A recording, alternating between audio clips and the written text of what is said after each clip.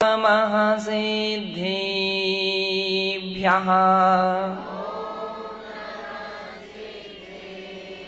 ॐ नमः सिन्धियाणम्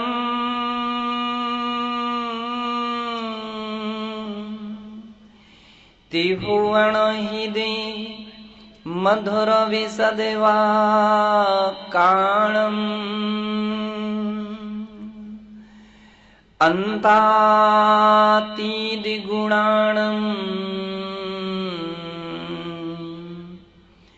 णमोजिणाणम् जिदीभवाणम्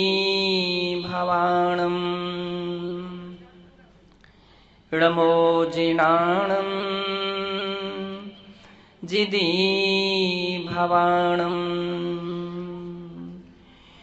नमो अरिहन्ताणम् नमो सिद्धाणम् नमो आयर्याणम् नमो उवज्झायाणम्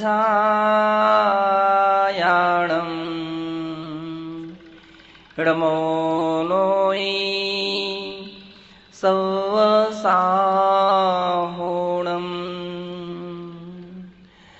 ऐसो पंचनमोकारो सवा पावापणाशिणो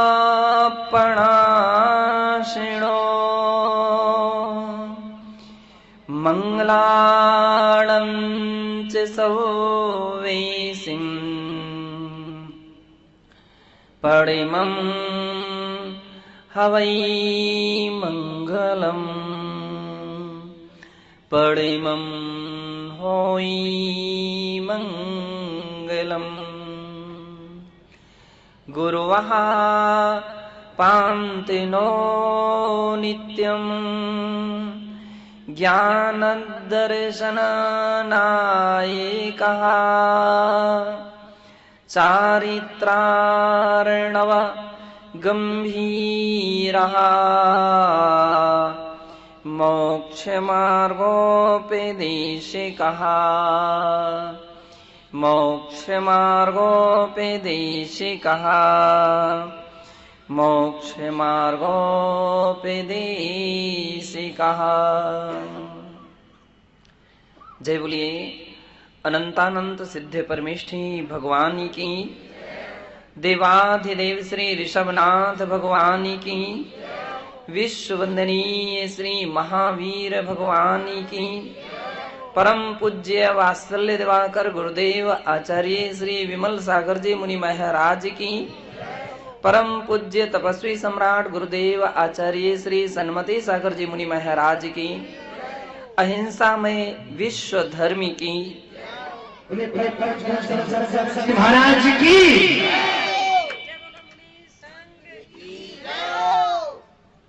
आदिनाथ जिनेन्द्र जिन बिंब पंच कल्याणक प्रतिष्ठा महोत्सव कलवाड़ा नगरी में बड़े उत्साह के साथ संपन्न होने जा रही है।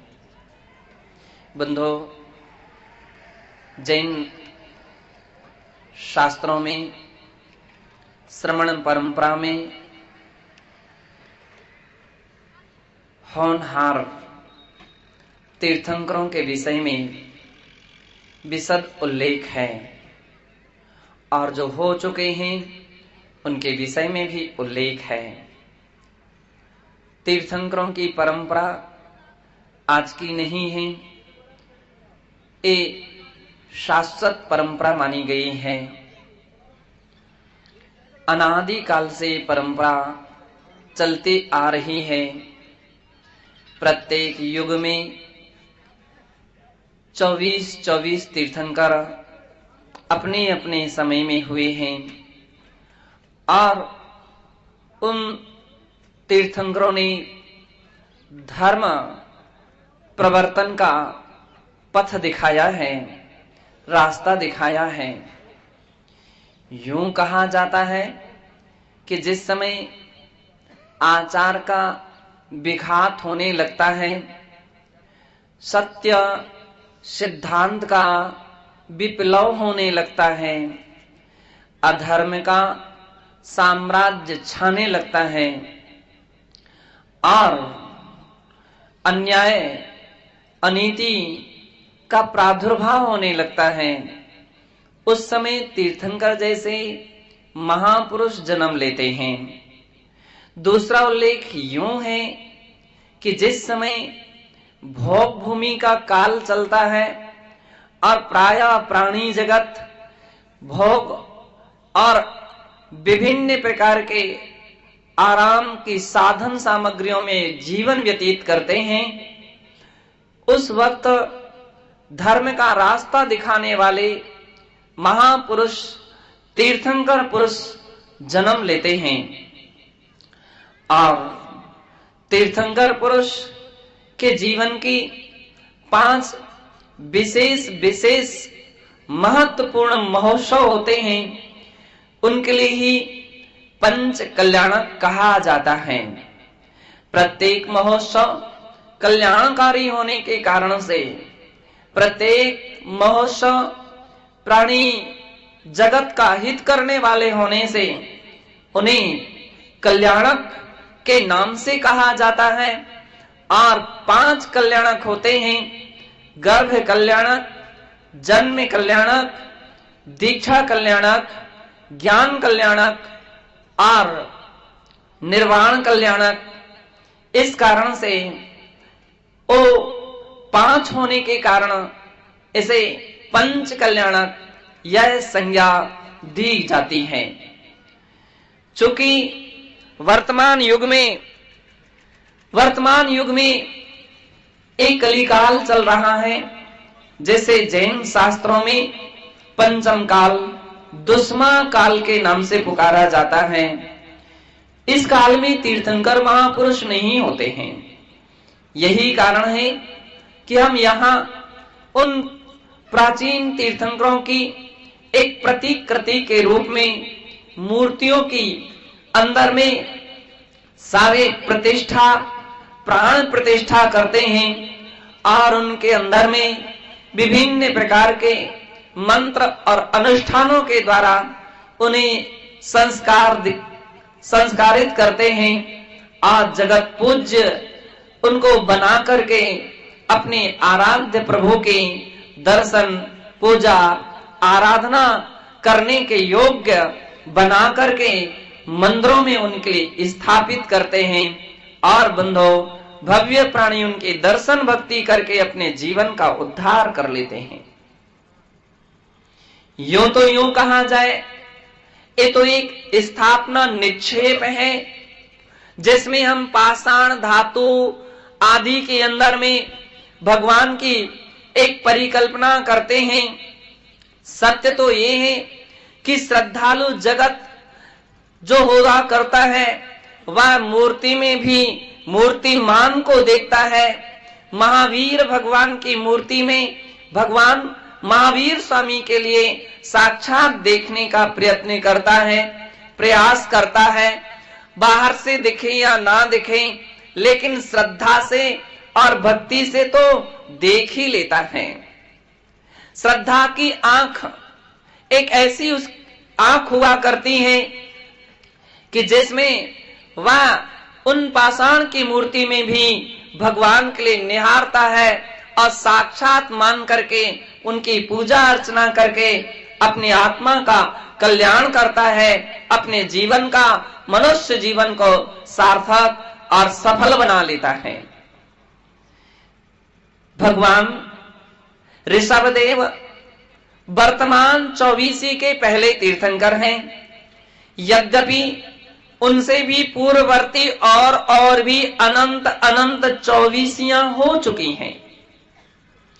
कुछ लोगों की कल्पना और मान्यता रहती है कि जैन दर्शन भगवान महावीर स्वामी के द्वारा संस्थापित दर्शन है।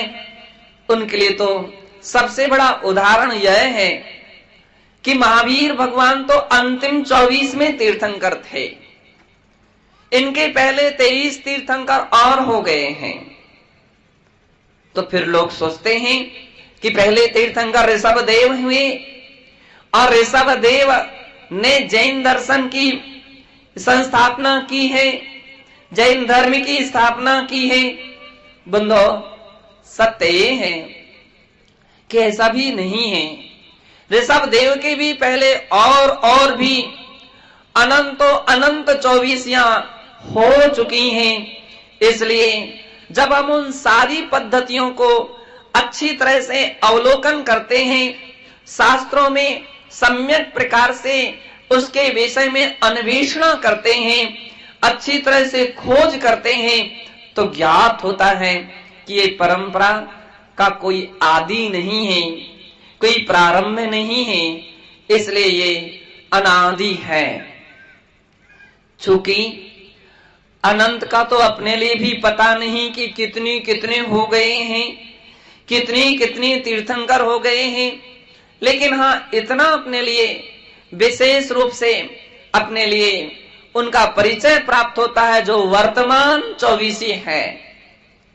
इस अवसर्पणी काल संबंधी जो तृतीय और चतुर्थ काल में हुए तीर्थंकर महापुरुष हैं, उनके विषय में हमारे शास्त्रों में काफी सुंदर और विशद वर्णन मिलता है।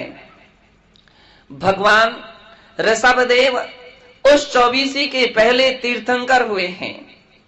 24 के पहले तीर्थंकर हैं, जिन तीर्थंकर के विषय में वैष्णव संप्रदाय में भी महाभारत के अंदर में उल्लेख मिलता है, भागवत के अंदर में उल्लेख मिलता है कि वहां पर भी भगवान ऋषभदेव के लिए विष्णु के 8वें अवतार के रूप में माना गया है। और हिंदू संप्रदाय में ऋषभदेव भगवान के बड़े भक्ति सहा बड़ा आदर के साथ उनका सम्मान दिया गया है और उनकी पूजा की गई है। बंधो, भगवान ऋषभदेव एक ऐसे महापुरुष उस काल में हुए जिस काल में चतुर्थ काल प्रवर्तमान था। चतुर्थ काल तृतीय काल प्रवर्तमान था। तृतीय काल का अर्थ है कि जहां भोग भूमियां हुआ करती थी, प्रायः वहां के प्राणी कल्प वृक्षों के माध्यम से अपनी आजीविका पूरी करते थे। उन्हें किसी प्रकार की खेती किसानी आदि लौकिक कार्य नहीं करने पड़ते थे, बिजनेस और सर्विस नहीं करनी पड़ती थी। जो कुछ भी अपने दैनंदिनी आवश्यकताएं हैं, वे सारी आवश्यकताएं कल्प वृक्षों के माध्यम से पूरी हो जाती थी। इसलिए उसे कल्प भूमि के नाम से भी कहा जाता है। वह भोग भूमि कल्प वृक्षों के माध्यम से प्राणियों के लिए आजीविका देती थी। 10 प्रकार के कल्प वृक्ष हुआ करते हैं और 10 प्रकार के कल्प वृक्षों में भोजनांग नाम का कल्प वृक्ष प्राणी के लिए भोजन सामग्री प्रदान करते थे। पानांग नाम के कल्प वृक्ष प्राणी के लिए पेय पदार्थों के लिए प्रदान किया करते थे। और भूषणांग नाम के कल्प वृक्ष आभूषण देते थे। वस्त्रांग कल्प वृक्ष वस्त्र देते थे। ग्रहांग कल्प वृक्ष ग्रह मकान महल प्रदान करते थे। और तुर्यांग कल्प वृक्ष संगीत सामग्री प्रदान किया करते थे। तथा मध्यांग नाम के कल्प वृक्ष प्राणी के लिए विभिन्न प्रकार के मादक पदार्थों के लिए प्रदान किया करते थे। इस प्रकार से ज्योतिरांग कल्प वृक्ष विभिन्न प्रकार के प्रकाश को प्रदान किया करते थे। यानी जीव आजीविका संबंधी जो भी आवश्यक सामग्रियां हैं, वे सभी की सभी कल्प वृक्षों से प्राप्त हो जाती थी। यूं तो यूं कहें, आज भी किसी रूप में जब हम देखते हैं तो सारा हमारा आजीविका वृक्षों के माध्यम से चलते हैं। जैसे कि आराम से निर्वाह उससे हो सकता है, आराम से उसके माध्यम से अपनी आजीविका पूरी हो जाती है। यूं समझे, जो भी अनाज है यह अपने लिए भोजनांग नाम का कल्प वृक्ष है। जो अनाज ही प्राणी के लिए मुख्य सामग्री, अन्न सामग्री प्रदान करता है, भोज्य सामग्री प्रदान करता है।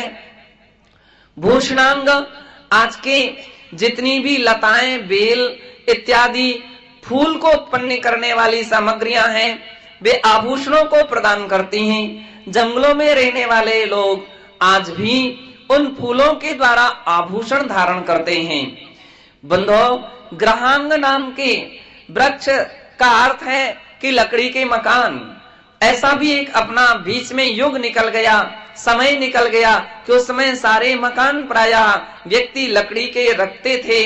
आज भी बड़े बड़े कुछ टूरिस्ट ऐसे स्थान रहते हैं अथवा पर्यटक ऐसे स्थान हैं जहां पर टूरिस्ट आते हैं और विशेष करके ट्री हाउस पर निवास करते हैं, वृक्षों पर बने हुए लकड़ी के मकानों में रहते हैं। गांव देहातों में भी बांस, लकड़ी, पटिया, बल्ली इत्यादि के माध्यम से वो मकान बना करके ग्रामीण लोग अथवा जो गरीब प्रकृति के लोग होते हैं वे ऐसे आज भी निवास करते हैं। ग्रहांग वृक्ष उनका हो गया और एक प्रकार का लकड़ी का सारा सामग्रियां हैं। विभिन्न प्रकार के रस आज आप जूस के रूप में मानते हैं। ये अनार का जूस है, ये मौसम्बी का जूस, सेव का जूस, अंगूर का जूस। ये पानांग नाम के वृक्ष हैं। गन्ने का जूस, पानांग जाति के वृक्ष पेय पदार्थों को देते थे। बंधो, वस्त्रांग जाति के वृक्ष अपन जितने भी वस्त्र पहनते हैं और विशेष करके कॉटन के जो वस्त्र होते हैं, सूत के जो वस्त्र होते हैं, वे सब वृक्षों के कपास से उत्पन्न हुई सामग्री है और एक वृक्षों के द्वारा प्राप्त हुई सामग्री है।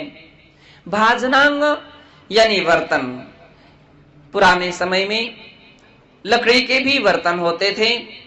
आज तो देखना कठिन है, लेकिन हाँ बहुत सारे म्यूजियम में वे बर्तन मिल सकते हैं। लकड़ी के बहुत कुछ ऐसे नए आविष्कार भी हो रहे हैं जिन्हें लकड़ी के विभिन्न प्रकार के बर्तन आज भी प्राप्त होते हैं। भूषणांग जाति के हैं। दीपांग नाम के वृक्ष ऐसी ऐसी लकड़ियां हैं जो जलाऊ लकड़ी होते हैं, काफी समय तक प्रकाश देने वाली होती हैं। उसके अंदर में इस प्रकार की सामग्रियां पाई जाती हैं। देवदारू इत्यादि के लकड़ी आज भी कुछ ऐसे स्थानों पर, विशेष करके पर्वतों में रहने वाले जो लोग हुआ करते हैं, वे ऐसी लकड़ी में ही मोमबत्ती का काम करते हैं, उस मोमबत्ती का काम करते हैं। इस प्रकार के ज्योतिरांग प्रकाश को प्रदान करने वाले कल्प वृक्ष होते थे। आज हम इनको इस रूप में देख सकते हैं, इस रूप में जान सकते हैं। अंतर इतना है कि आज हमको परिश्रम करके सब कुछ प्राप्त करना पड़ता है। उस काल में एक ऐसा व्यक्तियों का पुण्य प्रताप था, उसका बड़ा अहोभाग्य था कि उन्हें इतना परिश्रम कुछ भी नहीं करना पड़ता था। उन वृक्षों के नीचे पहुंचते थे और उन्हें दिव्य शक्ति के माध्यम से मांगने से वह सामग्रियां उन्हें अनायास प्राप्त हो जाती थीं। उस समय के लोग बहुत सरल प्रकृति के थे। चोरी चपाटी, डकैत, अनीति, अत्याचार, अन्याय कभी नहीं हुआ करता था। पशु पक्षियों में भी मैत्री भाव था। सभी अपने अपने समूह के साथ निवास करते थे। बंधो, उस युग का नाम तृतीय काल था। यद्यपि प्रथम काल जो सुषमा नाम का था, उस समय तो जो सुख था, द्वितीय काल में जो सुषमा, पहला सुषमा था, दूसरा सुषमा था, उसकी पहले की अपेक्षा से सुख सुविधाएं कम थीं। तृतीय काल जो था सुषमा दुष्मा नाम का काल था। इसमें सुख सुविधा और ह्रास को प्राप्त होने लगी। बंधो, समय इतना एक ऐसा आ गया कि उस समय 14 कुलकर हुए। जिस समय कुलकरों ने मनुष्यों को किस तरह से अपनी आजीविका करना चाहिए और अपने जीवन साधन सामग्रियों के लिए किस तरह से प्राप्त करना चाहिए, उसका यथा समय परिचय कराया। सूर्य क्या है, चंद्रमा क्या है, क्योंकि ज्योतिरंग वृक्ष प्रकाश कम देने लगे तो फिर ऐसे समय में सूर्य चंद्र दिखने लगे। लोगों ने उन कुलकरों ने, जिसे हिंदू संप्रदाय में मनु कहा जाता है, उन मनु ने, कुलकरों ने लोगों के लिए उसका जानकारी दी कि सूर्य चंद्रमा है, इनसे भयभीत नहीं होना चाहिए। किन्हीं ने पहले माता पिता पुत्र को जन्म देते ही उनकी मृत्यु हो जाते थे, बाद में वह अपने पुत्रों का जब चेहरा देखते तो घबरा जाते, क्या है? कुलकर उनके लिए समझाते, तुम्हारे बेटे हैं। बंधो, बतलाते हैं कि उस समय नाभि से उत्पन्न होने वाला जो जैसे नरा कहा जाता है, उसके लिए जानते नहीं थे कैसे उसके लिए भेदन करना चाहिए, छेदन करना चाहिए, वह नहीं जानते थे। कुलकर ऐसे हुए जिन कुलकरों ने उनके लिए बतलाया कि इस तरह से उसका छेदन करना पड़ता है। महाराजा नाभिराय तीर्थंकर ऋषभदेव के पिताश्री का नाम था, वे उनके पिता थे और उस वक्त उन्होंने लोगों के लिए नाभि छेदन की प्रक्रिया समझाई थी, बतलाई थी, इसलिए उनका नाभिराय यह नाम सार्थक पड़ गया था। नाभिराय तक इनके पूर्ववर्ती लोगों तक युगल पुत्र पुत्रियां हुआ करते थे, लेकिन महाराजा नाभिराय युगल नहीं हुए थे। यही कारण है कि वहां से विवाह परंपरा की पद्धतियां प्रारंभ हुई थी और उनका पाणी ग्रहण संस्कार जो था वह प्रारंभ हुआ था। बंधो, भगवान ऋषभदेव होने के पूर्व वहां जिस आत्मा ने अपने पूर्व भव में 16 कारण भावनाओं को भाया था, 16 कारण भावनाओं का चिंतन किया था, जिन भावनाओं के माध्यम से तीर्थंकर प्रकृति का बंध हुआ करता है। बंधो, तीर्थंकर बनने में कारणभूत वे 16 भावनाएं थीं, इसलिए उनका नाम 16 कारण सार्थक पड़ा। 16 कारण भावनाओं में पहली भावना दर्शन विशुद्धि नाम की भावना थी। दर्शन विशुद्धि भावना अनिवार्य भावना मानी गई है। अन्य भावनाओं में जितनी भी हो वह सभी में तीर्थंकर प्रकृति का बंद कराने में सामर्थ है, लेकिन दर्शन विशुद्धि अनिवार्य है। अन्य एक भी हो तो चल सकता है, लेकिन दर्शन विशुद्धि के बिना नहीं, तीर्थंकर प्रकृति का बंध नहीं हो पाता है। दर्शन विशुद्धि का अर्थ है अपनी श्रद्धा को मजबूत रखना, अपनी श्रद्धा को ठोस रखना, कभी भी अपने विश्वास से चलायमान नहीं होना, श्रद्धान से चलायमान नहीं होना। जो भगवान जिनेंद्र प्रभु ने कहा है वह सत्य है, यथार्थ है, उसमें जरा भी संदेह नहीं हो सकता है। ऐसी जो दृढ़ आस्था रखी जाती है, ऐसी जो दृढ़ विश्वास रखा जाता है सच्चे देव, सच्चे शास्त्र, सच्चे गुरु पर, उनके द्वारा कहे हुए 7 तत्वों पर, 9 पदार्थों पर, 6 द्रव्यों पर, 5 अस्तिकायों पर जो विश्वास रखा जाता है, श्रद्धान किया जाता है, बंधो, उसका नाम सम्यक दर्शन है। यूं तो यूं कहा जाता है कि 7 प्रकृतियों का या अथवा 5 प्रकृतियों का उपसम 6 उपसम से उत्पन्न होने वाला सम्यक दर्शन होता है। एक करणान योग प्रधान भाषा है। चरणान योग जो है वह इस प्रकार की पद्धतियों को सम्यक दर्शन करता है कि 8 अंगों का जो पालन निरतिचार रूप से पालन करता है वो उसका सम्यक दर्शन है। प्रथमान योग कहता है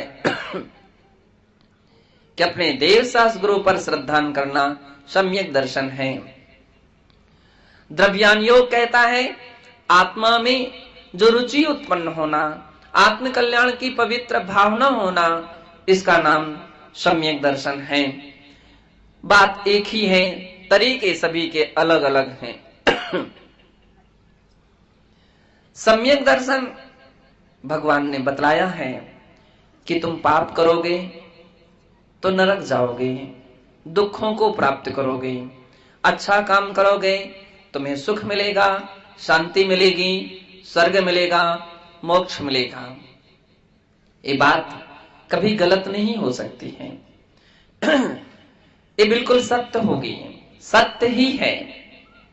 ऐसा जो दृढ़ आस्था बनाई जाती है कि हम प्रत्यक्ष में देखते हैं कि जो व्यक्ति पाप करता है, हिंसा करता है, झूठ बोलता है, चोरी करता है, व्यभिचार करता है, अनाप शनाप दूसरे के धन दौलत को अपहरण कर लेता है, उसके लिए कैद खाना हो जाता है, उसके लिए बंद कर दिया जाता है, पुलिस पकड़ करके ले जाती है, कोर्ट कचहरियां उसके माध्यम से विभिन्न प्रकार के उसके प्रति धाराएं लग जाती हैं और उसके लिए दंडित होना पड़ता है। इस लोक में हम देखते हैं कि प्रत्यक्ष हिंसा करने वाले व्यक्ति के लिए उसका दंड उसको भोगना पड़ता है। अभी अपन ने देखा बंबई में एक बहुत बड़ा कांड हो गया था और जिस व्यक्ति के माध्यम से हुआ था कालांतर में उसके लिए फांसी की सजा हुई। हिंसा का फल हिंसा के रूप में उसको मिला है, मारने से मरना पड़ा है। कभी तस्कर के रूप में भी आपने देखा कि किसी ने कोई बहुत बड़े भयंकर चोरियां करते थे, धीरे धीरे वो विश्व प्रसिद्ध चोर हो गए और अंत में जाकर के वो पकड़ा गया। पकड़ा क्या गया, उसके लिए अपनी मौत के घाट उतरना पड़ा। अपन ऐसे व्यभिचार करने वाले, अनाप शनाप ऐसे अन्याय अत्याचार करने वाले व्यक्तियों के विषय में भी अपन प्राय आए दिन ऐसा सुनते हैं, देखते हैं कि उनके लिए बुरी तरह से विभिन्न प्रकार के दुखों का सामना करना पड़ता है। भगवान कहते हैं कि ऐसा कभी नहीं करना चाहिए, क्योंकि इस लोक में जो दिख रहा वो तो थोड़ा सा दुख दिख रहा है, पर लोक में बहुत अधिक होगा। इत्यादि प्रकार से जो भगवान के वचन हैं उन पर श्रद्धा रखना चाहिए। ये दर्शन विशुद्धि है। संतों की, गुरुओं की, देव शास्त्र गुरु की यथाविधि सम्मान रखना चाहिए, विनय रखना चाहिए। ये विनय संपन्नता है। अपने व्रतों का, नियम का, संयम का निरतिचार पालन करना चाहिए। इस शील वृत्ति स्वनतिचार है। जब भी हो यथाविधि आत्म कल्याण के साधक शास्त्रों का अहर्निश पठन करते रहना चाहिए, चिंतन करना चाहिए, स्वाध्याय करना चाहिए, दूसरों को भी कल्याणकारी अच्छी बातें बतलाना चाहिए। अभीक्षण ज्ञानोपयोग कहलाता है। अपनी शक्ति के अनुसार विभिन्न प्रकार के अभक्ष आदि पदार्थों का त्याग करना त्याग है, अथवा संतों के लिए आहार दान आदि देना भी त्याग कहा गया। शास्त्रों में 4 प्रकार के वो दान उत्तम त्याग कहे जाते हैं। शक्ति के अनुसार तपस्या करना शक्तिता तप कहा जाता है। जगत काय आदि से विरक्ति धारण करना संवेग कहा जाता है। साधु पुरुषों की धर्म ध्यान के अनुकूल उनके विषय में सम्यक प्रकार से उनकी व्यवस्था रखना, ये साधु समाधि कही जाती है। वैयावृत्ति, यदि कोई अस्वस्थ है, कोई बीमार है, तो उनकी सेवा पहल करना, ये वैयावृत्ति कही जाती है। इत्यादि प्रकार से 16 प्रकार के जो भावना जो महापुरुष भाते हैं बंधो, उनके लिए तीर्थंकर प्रकृति का बंध होता है। दर्शन विशुद्धि के साथ शेष जो 15 भावना है वो सभी की सभी रहें तो भी तीर्थंकर प्रकृति का बंध हो सकता है। अथवा शास्त्रों में कहा केवल एक एक भावना का भी इतना अधिक प्रभाव है कि हर एक भावना में भी तीर्थंकर प्रकृति के बंध में कराने में एक सक्षम है, समर्थ है। और यूं कहा जाता है कि जहां एक ही भावना होगी वहां नियम से 16 भावनाएं भी समाविष्ट हो जाती हैं। एक प्रधान होगी, शेष गौण होगी, लेकिन कोई भी व्यक्ति उनसे विपरीत या अन्यथा रूप प्रवृत्ति करने वाला नहीं होता है। तीर्थंकर महापुरुष इतने कल्याणप्रद भावना वाले होते हैं, उनके भाव, उनके परिणाम इतने विशुद्ध, इतने निर्मल होते हैं कि उनकी भावना रहती है जगत के प्राणियों का कल्याण हो। तीर्थंकर प्रकृति के बंध के समय इतनी निर्मलता होती है हर प्राणी का कल्याण हो, लेकिन ये भी ध्यान रखना खाली जैन का ही कल्याण हो ऐसा कभी नहीं सोचते हैं। प्राणी जगत का अर्थ है जगत में जितने भी प्राणी हैं, चाहे वे मनुष्य हो, चाहे पशु पक्षी भी क्यों ना हो, कोई भी प्राणी क्यों ना हो, छोटे छोटे कीड़े मकोड़े भी क्यों ना हो, उन सब का कल्याण हो, ऐसे उनके अंतरंग भाव रहते हैं। हर प्राणी दुखों से मुक्त हो जाए, किसी के लिए किसी भी प्रकार का दुख ना हो, किसी भी प्रकार का दुख ना हो, इतनी ऊंची भावना हुआ करती है।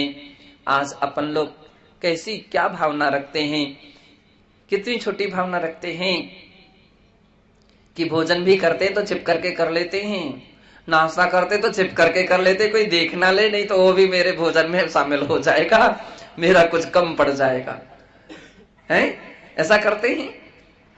लेकिन तीर्थंकर प्रभु ऐसे नहीं होते हैं। प्राणी जगत के विषय में उनकी भावना रहती है। वे विचार करते हैं कि जैसे मुझे भूख लगती है तो पीड़ा होती है, और भी लोगों को भूख लगती है, उन सबको भी पीड़ा होती है। जैसे हम भोजन चाहते हैं या हम भोजन के द्वारा अपनी भूख मिटाते हैं, हर व्यक्ति के लिए पर्याप्त भोजन मिले, ऐसे प्रयास रहते हैं उनके लिए। कोई स्वार्थ नहीं रहता है, किसी भी प्रकार की उनकी वैचारिक संकीर्णताएं नहीं हुआ करती हैं। इस कारण से बंधो तीर्थंकर प्रकृति का बंध होता है, और जगत का कल्याण करने वाला वे तीर्थंकर महापुरुष होते हैं।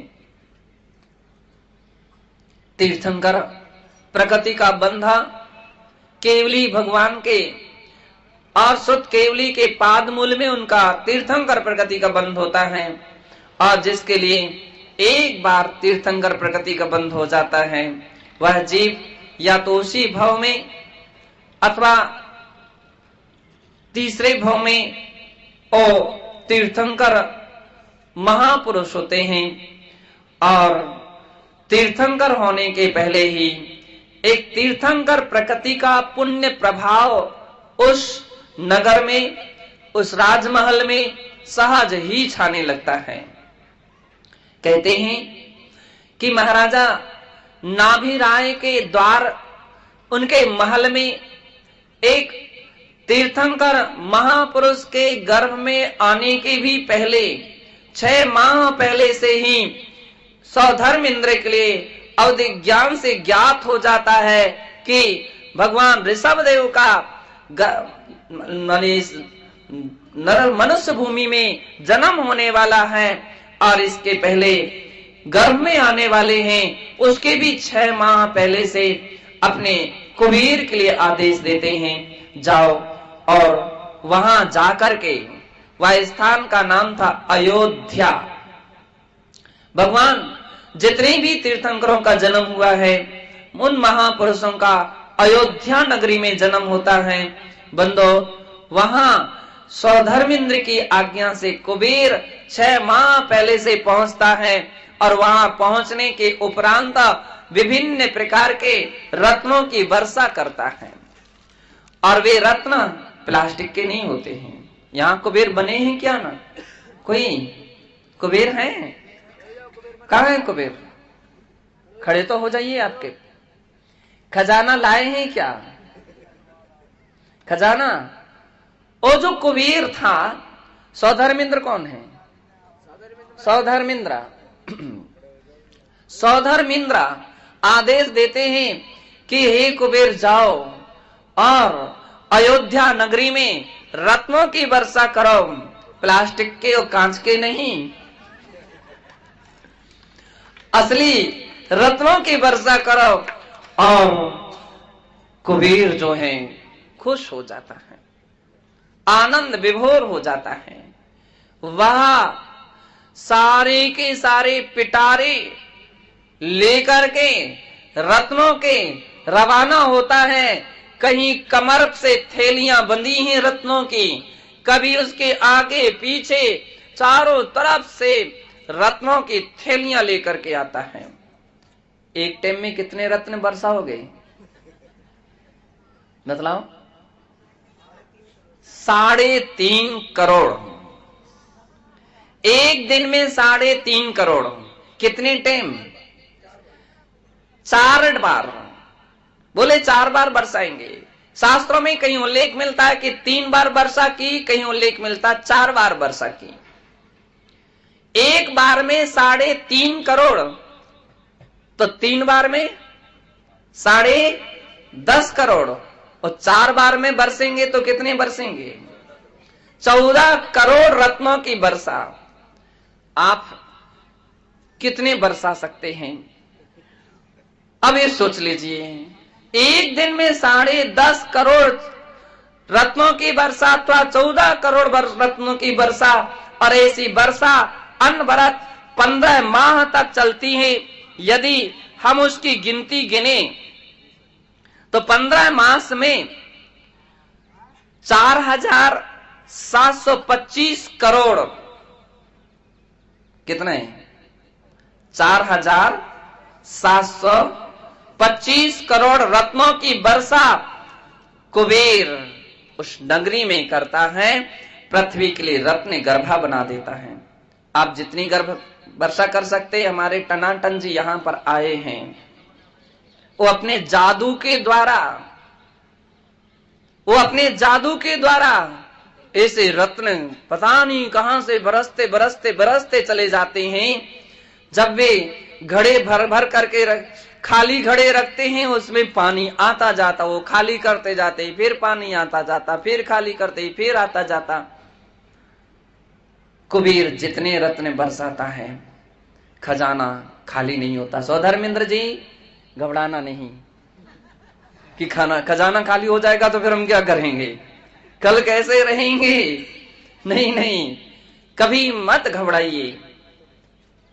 दान देने से कभी घटता नहीं है, ये हमेशा सूत्र बना करके रखिए।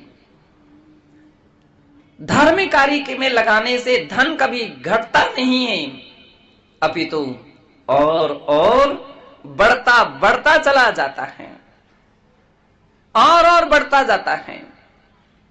जैसे कुएं से पानी आप निकालते जाते हैं तो क्या होता है? पानी कम हो जाता है क्या? नहीं होता, उसका लेवल जितना है उतना ही रहता है।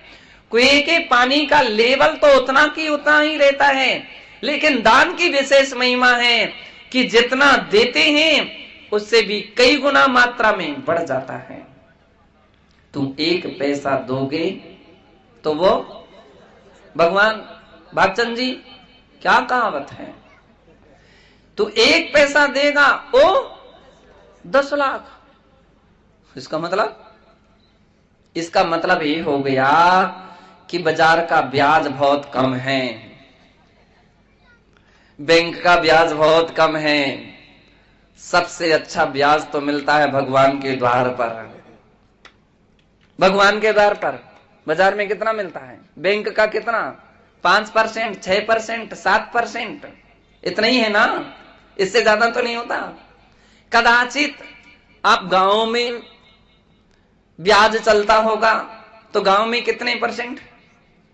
अधिक से अधिक 10%, 12%, 15%, इससे आगे कुछ नहीं, मात्र 10-12। और वहां क्या कह रहे हैं? 10 लाख गुना। इसका मतलब है कि धर्म की जो महिमा हुआ करती है बंधो, एक अचिंत हुआ करती है, एक अपूर्व हुआ करती है। इस लोक का पैसा अधिक से अधिक इसी लोक में काम आएगा, ऊपर लोक में तुम्हारे साथ नहीं जाता है। धर्म का परलोक में जाता है। इसलिए कुबेर के लिए इंद्र आज्ञा देता, रत्न की वर्षा कीजिए। इतनी सारी रत्नों की वर्षा करता है, जिसके कारण अयोध्या नगरी में कभी भिखारी घूमते हुए नहीं नजर आएंगे। ये बात अलग है कि आज नजर आ जाए, लेकिन जिस समय भगवान ऋषभदेव थे उस समय कोई भी भिखारी वहां देखने के लिए भी नहीं मिलता था। रत्नों को तो उठाने वाले भी कोई नहीं मिलते थे, क्योंकि उस समय की बात ऐसी थी कि लोग रत्नों को उठाते थे, लेकिन उतना ही उठाते थे जितने की उनको आवश्यकता रहती थी। आज के मनुष्य होते ना तो ये सारे रत्न एक ही व्यक्ति उठा करके ले आता, सारे रत्नों को एक ही व्यक्ति एकत्रित कर लेता। लेकिन उस समय ऐसा कुछ नहीं था। गर्भ कल्याणक का यह महत्वपूर्ण अवसर रहता है कि जहां रत्न वर्षा होती है, कुबेर सारे नगर के लिए स्वर्णमय बना देता है, रत्नमय बना देता है। और इसके उपरांत वह सौधर्मिंद्र कुबेर के लिए अनुमति देता है, आज्ञा देता है कि हे कुबेर, इतनी भक्तिमय सारी नगरी को बना दो कि वहां अनीति, अन्याय, अत्याचार का नामो निशान नहीं रहता है। धन्य है उन महापुरुष के लिए कि जिनके आने के पहले ही इस प्रकार की सहज मात्रा में सुंदर और अच्छी सुंदर व्यवस्था हो जाती है। बंधो, ऐसा वह गर्भ कल्याण की पूर्व भूमिका, और जिस समय तीर्थंकर महापुरुष भगवान ऋषभदेव सर्वार्थ सिद्धि से चय करके, कौन सी तिथि थी भगवान ऋषभदेव के गर्भ कल्याण की? आषाढ़ कृष्णा दोज। आषाढ़ कृष्णा दोज के दिन वे ऋषभदेव जो हैं सर्वार्थ सिद्धि नाम के विमान से चय करके माता मरु देवी के गर्भ में अवतीर्ण लेते हैं, जहां पर सौधर्मादि इंद्र सा परिवार वहां पर आते हैं और बंधो गर्भ कल्याणक महोत्सव मनाते हैं। और उस महोत्सव में 8 दिक् कन्याओं के लिए 8 महत्तरिया जो देवियां कहलाती हैं, उनके लिए गर्भ शोधन की प्रक्रिया के लिए छोड़ करके जाते हैं। वे माता के गर्भ में एक ऐसी व्यवस्था बना करके रखते हैं कि बंधो आम बालकों की तरह वो बालक नहीं होते हैं। आम बालक माता के गर्भ में जो रहते हैं, माँ जो कुछ भी खाती है सब अपवित्र, उच्छिष्ट, सारे शरीर से स्पर्शित करता है, खून मांस इत्यादि से स्पर्शित होते हैं। तीर्थंकर ऐसे नहीं होते हैं, वो तो दिव्य शक्ति है। देवियां एक ऐसी व्यवस्था बना करके रखती हैं कि उनके लिए कोई भी अपवित्र पदार्थ स्पर्शित ही नहीं कर पाता है। और वह उनकी मां के लिए 56 दिक् कन्याएं विभिन्न विभिन्न प्रकार की सुंदर सुंदर अच्छी अच्छी पहेलियां सुनाती हैं, प्रश्नोत्तर करती हैं, सेवा करती हैं, मां को प्रसन्न रखती हैं। और बंधो, गर्भ में आने के पूर्व ही वह मरु देवी मां 16 कारण यानी वो 16 प्रकार के स्वप्न देखती है और उन स्वप्नों के फलों के लिए महाराजा नाभिराय से उसके अर्थ पूछते हैं। और महाराजा नाभिराय बड़े प्रसन्नता के साथ उन भविष्यवाणी के संकेत देने वाले, शुभ का सूचक करने वाले होनहार बालक के विषय में 16 अर्थ बतलाते हैं। आज के दिन वह सारा प्रक्रिया आपके लिए यहाँ पर देखने के लिए मिलेगी। कितना वह मनोरम दृश्य होता है बंदो।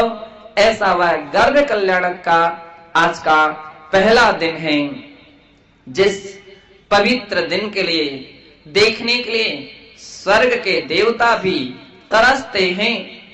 और फिर तो अपन मनुष्य हैं। श्रद्धा के साथ हम उन भगवान के उस गर्भ कल्याणक महोत्सव को भी ज्यादा विस्तार में नहीं तो लघु रूप में, छोटे रूप में भी मना रहे हैं। यह भी अपनी श्रद्धा और भक्ति का प्रतीक है। धूमधाम से उस कल्याणक के लिए मना करके अपने जीवन को सार्थक और सफल बनाएं। इसी पुनीत भावना के साथ जय बोलिए महावीर भगवान की।